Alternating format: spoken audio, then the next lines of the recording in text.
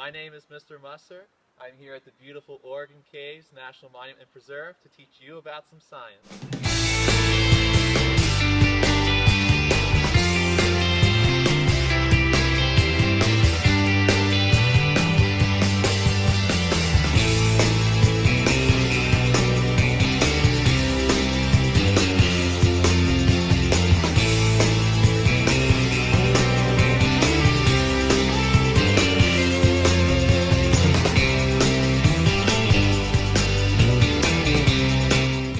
Video, we're going to talk about plate tectonics.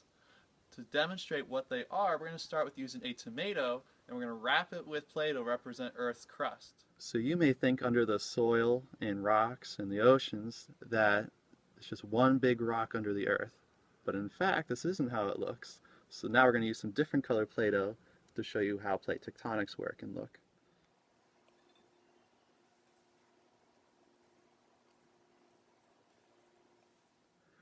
So this is what plate tectonics are. They are pieces of the crust that are broken up like into several different puzzle pieces. There are 8 major pieces that have been identified with several other smaller ones. Now they are constantly moving. This is called continental drift theory. That was first hypothesized by Alfred Wegener back in the early 20th century. So they are constantly moving, which causes different type of reactions depending on how they move. So we're going to take a closer look at the 3 different type of movements that these tectonic plates can do. So the first plate tectonic boundary we're going to talk about is called a divergent boundary. Now in math, you divide, which means splitting things up into groups.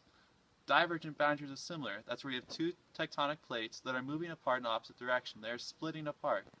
So I have this foam here to represent that. So with a foam, it's going to move apart in opposite directions, and it's going to leave a gap. This gap's going to have to fill in with something, so what comes from up beneath the Earth would be magma. Now I don't have magma with me, so I'm just using these old pieces of wood to represent the red magma that comes up through the crust, Earth, into between the gap here. This creates new crust for the Earth. It's going to continue to split apart, and more crust is going to fill in the gap. Now in the middle of the ocean, which is where this commonly occurs, it's going to create a mid-ocean ridge. Now this sometimes occurs on land. A well-known example being Iceland. It's a big divergent boundary that's splitting apart the country, and it's slowly splitting into 2. This is just one of 3 examples, so let's move on to our next one. So our second type of plate tectonic boundary is called a convergent boundary. So divergent, they were splitting; convergent, they're going to come together. Now, a couple different things could happen here, so we're going to do 3 little demonstrations, depending on where the Earth this plate tectonic boundary is. Now, if they're both on oceanic crust, you would see 2 ocean crusts coming together, and then they could typically bend down to create an ocean trench. So also with convergent boundaries, if you have 2 continental plate boundaries coming together, you can create mountain ranges because they're going to come together and fold and bend upwards. So the last thing that can happen at a convergent boundary is when an oceanic plate meets a continental plate. So I'm not using the foam anymore, I'm using a pair of jeans to represent the oceanic plate, because oceanic plate are typically thinner, denser and heavier rocks, while the continental plate is usually consisted of thicker, lighter, less dense rocks. So what happens when they meet each other at a convergent boundary, the jeans, or the oceanic plate, will be pushed under, and it'll create what's called a subduction zone. What's called a subduction zone. Subduction zone.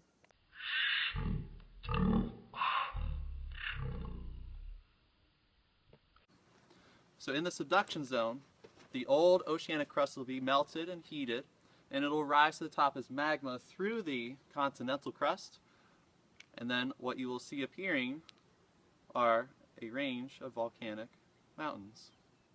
So our third and final type of plate tectonic boundary is called a transform, occasionally called a sliding boundary. So with this boundary, this is when the 2 plates are moving side by side in opposite directions. Now it's not always a smooth sliding action. Sometimes they will be stuck next to each other for a while, pressure will build, and at one point they'll release the pressure and jolt a little bit, and this would cause earthquakes, what we feel, up on the surface.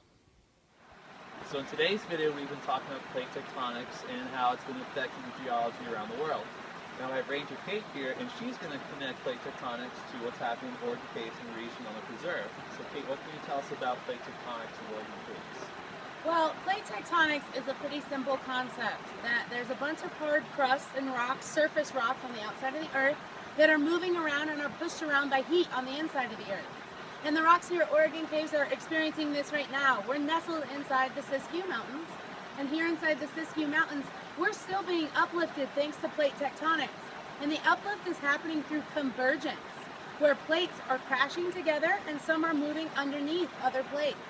And these plates are changing the rocks, change the marble here at Oregon Caves, and help to form the caves that we're in right now. Thank you, Ranger Kate. I think that helped connect everything, bring it to a close. And that's going to be it for our video today. Thank you very much.